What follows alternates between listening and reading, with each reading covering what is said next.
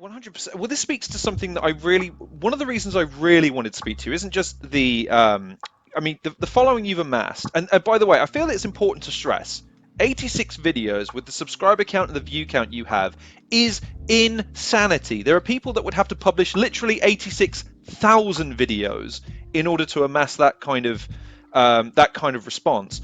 That speaks to something because you put in a tremendous amount of time, effort, energy, production, care, attention to detail, and a lot of yourself into these videos. You're not swayed easily by trends or what everyone else is doing. You've stuck to an established way of doing things that works for you.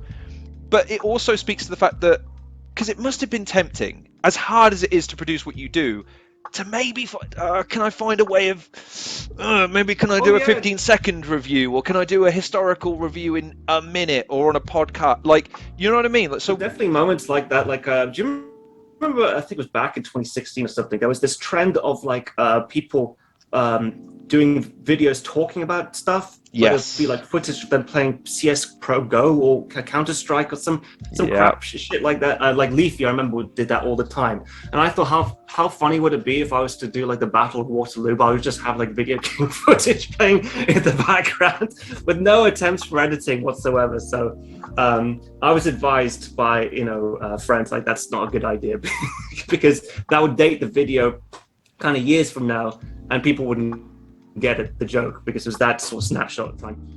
Which is fair enough, but there must be something within you that demands that you persevere, because so many YouTubers who have attempted to do what you do burn out, hit walls creatively, even just struggle to reconcile with their original concept, because they find a concept that gets them success, but maybe they're not in love with.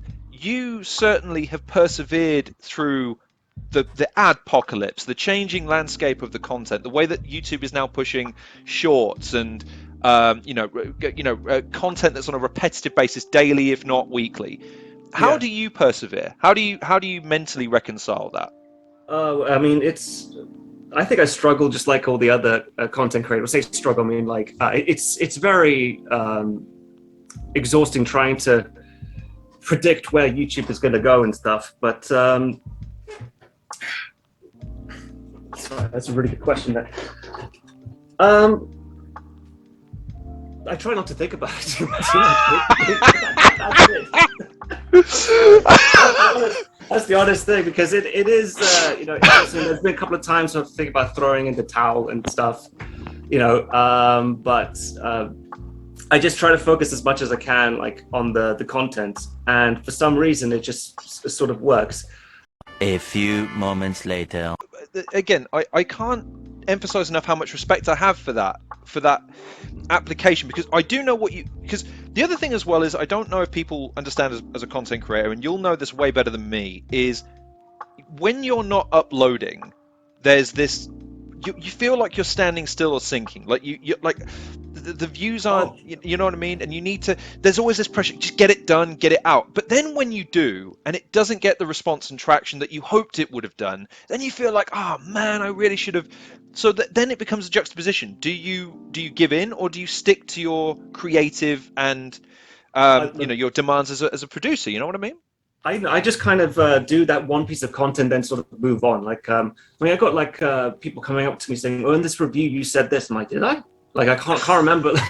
Or like, I will research Elizabethan history, but I've completely forgotten all about it now because I'm researching about Pablo Escobar and Colombian coke cartel. So that's all I have in my head. But yeah, I mean, it is a bit what's the word? Frustrating when you work really hard on a piece of content and it doesn't generate the kind of views that you want. But as long as you work really hard on that, it will remain evergreen. Remember, I worked really hard on this review for The Terror, and which I thought was like an absolutely fantastic miniseries. Didn't do that well when it first came out, and I was like, okay, fine. I was a bit frustrated because I poured all that time, energy into it. But then like a year or two later, it just got like a huge bump in views, just sort of out of nowhere. Kind of got rediscovered somewhere else. So I'd say the good thing about the benefits of my channel is that it is evergreen. People always want to know about Queen Elizabeth or about Rasputin or Pablo Escobar or whatever. So I'm not may not be talking about things that are trending at that time, but that will come later. Fingers crossed anyway. So. No, 100%. I mean, for full disclosure, I came across you at a time when I was looking at a channel called Counter Arguments, and your content was sort of listed alongside his because both of you were approaching content from a very analytical but very well polished perspective.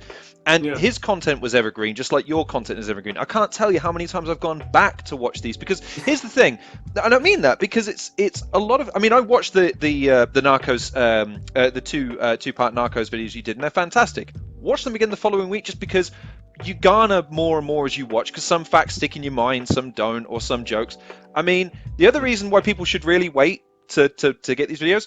If you don't wait, you'll miss out on cracking lines, and this genuinely made me laugh harder than it really shouldn't have done. What? The sewer packing heat. That was fantastic. That was so freaking funny. I had to double take. I said, did he really just say that? That was hilarious. Go back. But the point is that you're trying to amalgamate not only all of the historical relevance that you're trying to imbue in your reviews, the research it takes to do that, but then you're trying to imbue it with your personality, your sense of humor, your own reflections on this stuff. It takes time and it takes effort, and it shows in the quality. The quality of your videos is second to none and consistent. I don't think I've ever seen a single editing error in any of your videos. Any kind of. Trust me, that must be loads there, like a drop frame here or there. Or, I mean, you wouldn't notice it because you didn't make the video, but like there'll be sometimes we'll upload something and 400,000 views later, I'm like, fuck, that's a mistake, and I can't take it down because once you take it down to re-edit it, you lose all that momentum